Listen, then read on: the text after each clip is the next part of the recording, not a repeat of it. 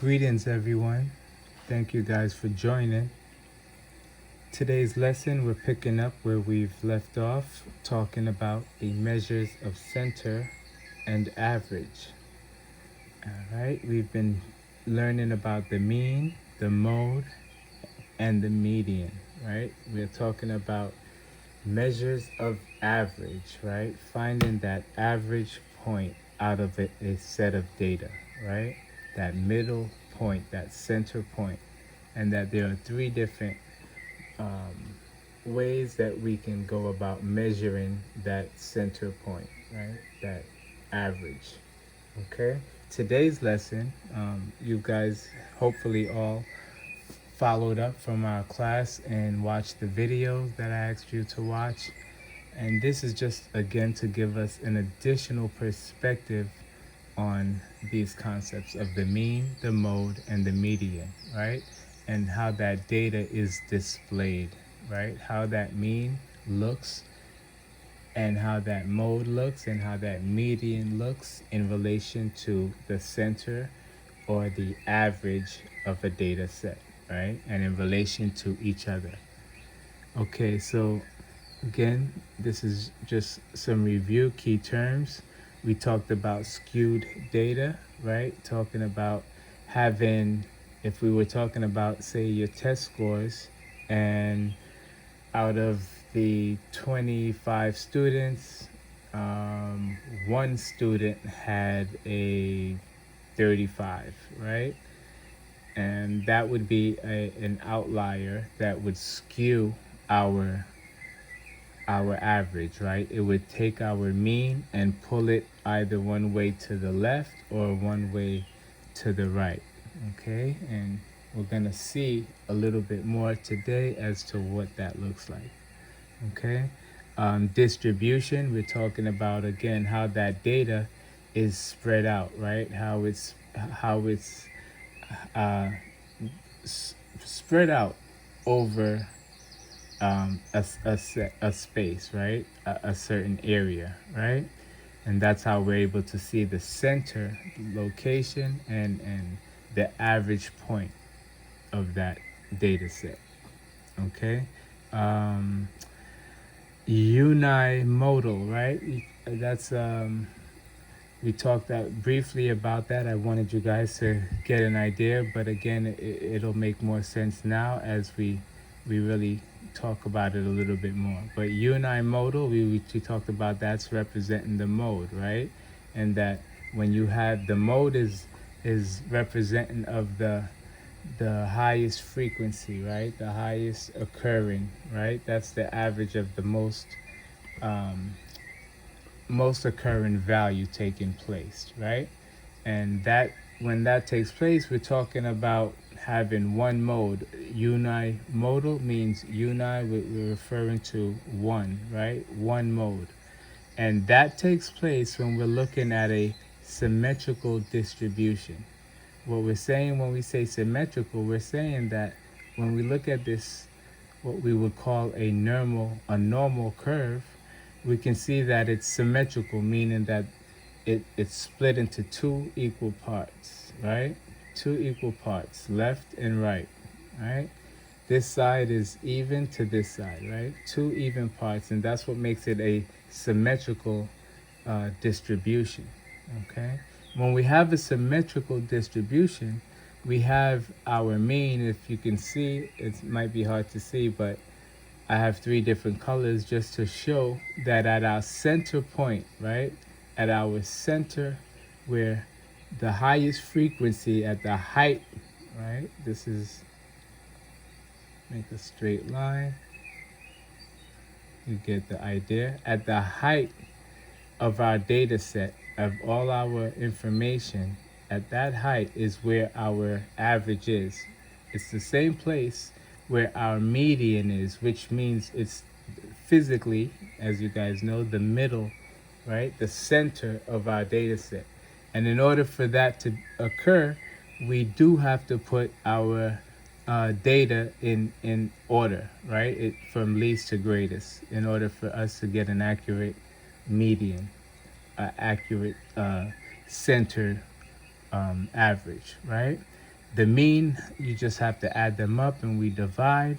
And the mode, again, we said the mode is our most frequent occurrence, right? When the frequency is at its highest, that is our mode, right? The value that appears most often, okay? And this happens again when we have a symmetrical distribution, meaning that we have an even left to right distribution, that our mode, our mean, and our median are all going to equal to each other. That's when we have a unimodal distribution. Okay, we have mean, median, and mode all equal to each other. Okay, and we're going to see that as we go through our example. Okay. So here I just have an example of what that would look like. Again, when we talk about our mode in our distribution, if you can see, I have a dot at the point of our mode. That's the highest point, right, of the frequency. Right? That's the highest point of frequency. Hopefully you guys were seeing that clearly.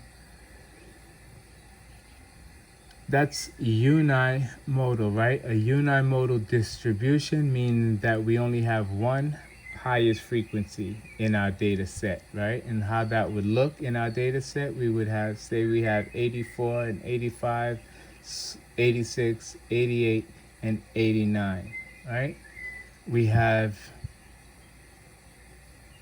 a mean of 86. We have a median of 86. And the most occurring number, obviously, is our 86 because we have a mean and our median. Our numbers, our average, our center of measure is in the middle, right? So they all equal to each other. Whenever we have a symmetrical distribution, our mean, median, and mode will always equal each other. So if our mean is 6, the median will be 6, and the mode will also be 6, okay? That's when we have a unimodal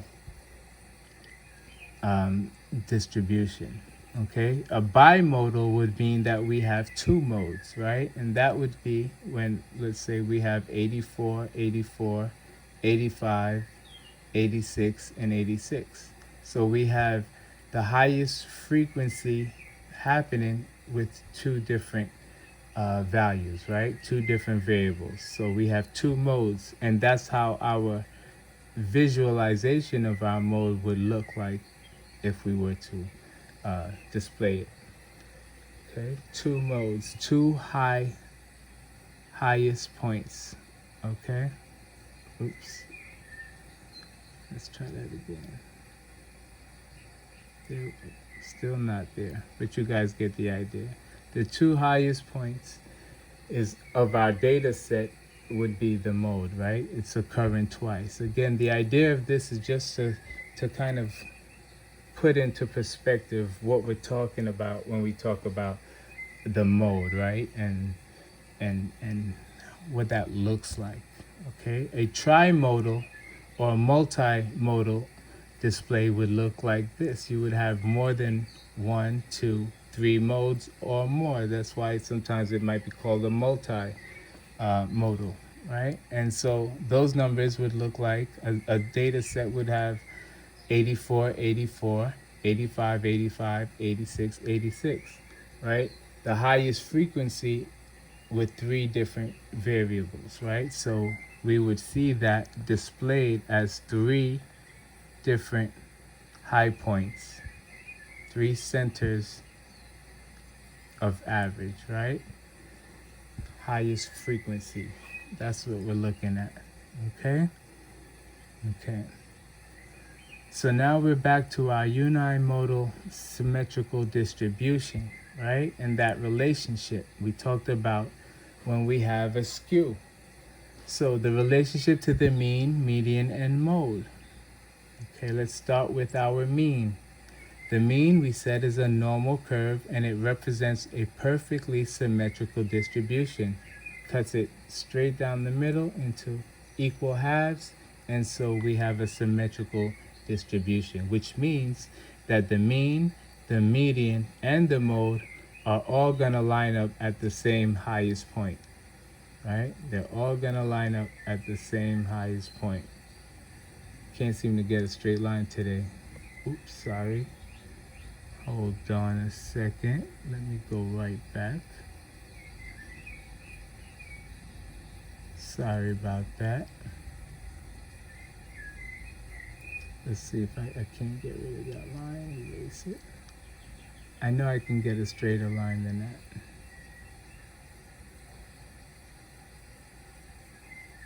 Oh, that's a straight line. It's just not where I want it to be.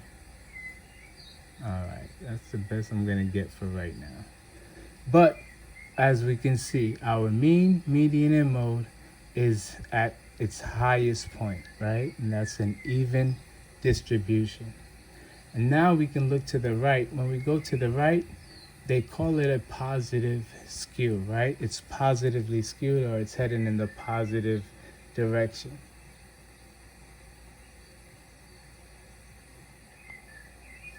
Okay, and when we have this, we can see that they call this part of our curve, this would be the tail, right? And when the tail leans towards the right, it's called a positive skew, right?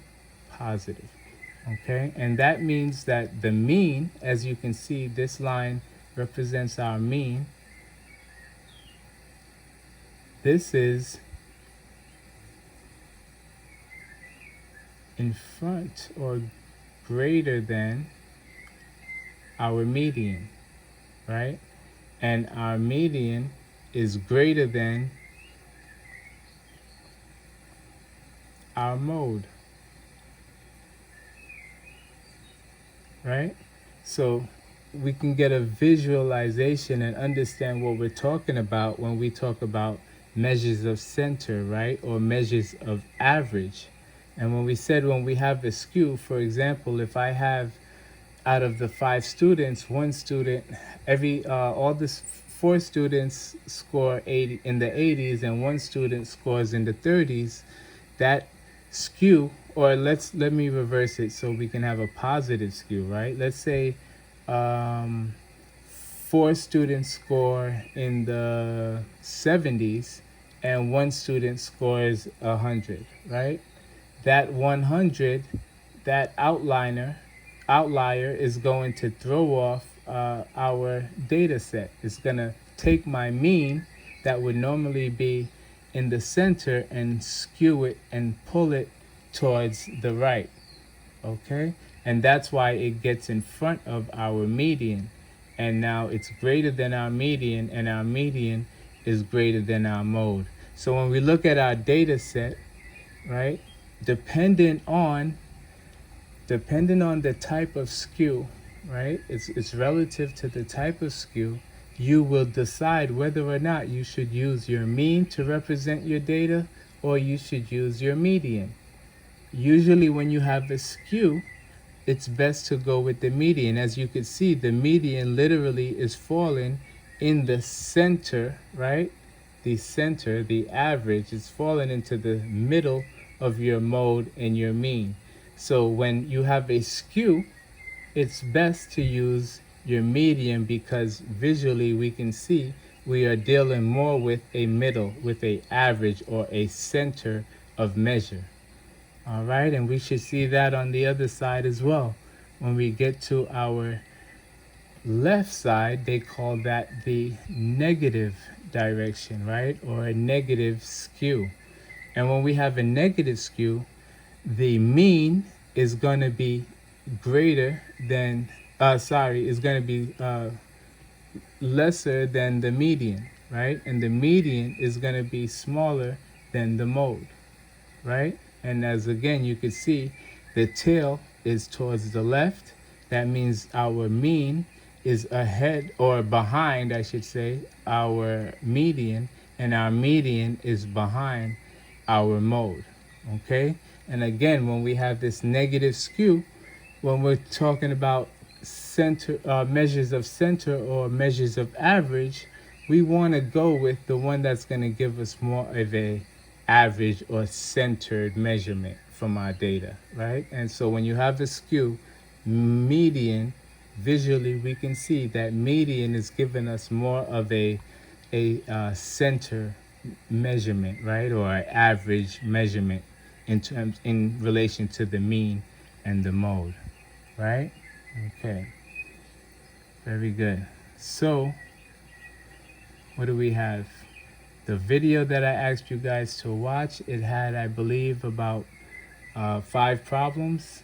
I only wanted to just go over 3 of them just so that we can incorporate our understanding with this video and get, again, just a fuller understanding, visual of what we're talking about when we're talking about the distribution or of the average, or the center of the average, the location of the data, right? Where that data falls into relation to each other, right? And getting an average set of our data. That's what we're talking about when we're looking at our mean, mode, and median. All right, so for the problems below, I want you to identify the mean, the median, and the mode. In the video, they only ask you to get the mean for the first couple, and then I think the median, and then the mode for 1 or 2. But I just wanted you, for this video, I want you to just get all 3 of them so we can visually see what we're talking about, right? Okay, so for this first one,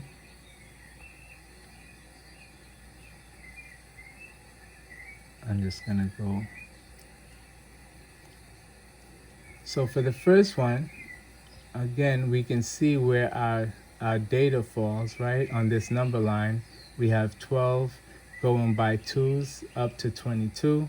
We can see we have data that falls on the 12, data that falls on the 16, data that falls in between 16 and 18, which we know is 17. And then we have data that falls on between 20 and 22, which is 21, and data that falls on 22. When we add up all those data points and divide them by the amount of numbers, we get a mean or an average of 17.6, right? When we look at our median, we can take our middle number and we see 1, 2, 3, 1, 2, 3, and right in the middle, we can see we have 17, right? Between 16 and 18 would give us 17. So our mean is also 17, right? And again, we could see at 17, that's our highest frequency, right? That's the highest point of our data set, right? That's the highest occurrence of that value, right? So 1, 2, 3. So this is all lines up. So then the question is, what type of skew is it? Is it a normal skew? Normal meaning that it's symmetrical, right? That it's even on both sides, which means that there really is no skew because the mode, the mean, and the median are all equal to each other, right? They're at the same highest center of measurement, right? The highest center or average, right? That's where they're at all together, 17, 17, and 17. Okay, so again, I just want us to get a visual understanding of what we're talking about in terms of displaying that mean, that mode, where they lie in relation to each other visually, right? That's what this is about. We can see where our mode, our mean, and our median lie in relation to each other. When we're talking about a normal skew, right, which means there is no skew, right? A normal display will be where our mode, mean, and median all line up. Whenever we have a skew, then it's best to use our median, because our median seems to always fall into that center. That is what the median does, right? It represents the center location, right, of our data set. All right. So for number 7, we have some books and words, right? For our mean, when we added up our frequencies and divided, we got 4, right? An average of 4. We got an average of 4. When we added up the highest frequency or the most occurring, we see that we have a bimodal situation. We have more than one value that occurs at the highest, right? We see 3. Wait, 3. Where's 3, right?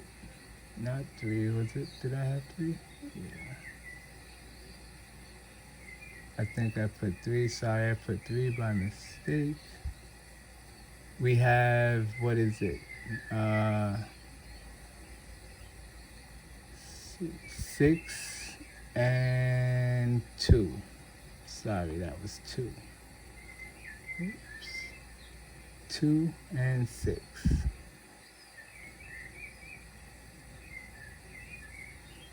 Okay, as our mode, right? Our most occurring, right? Events.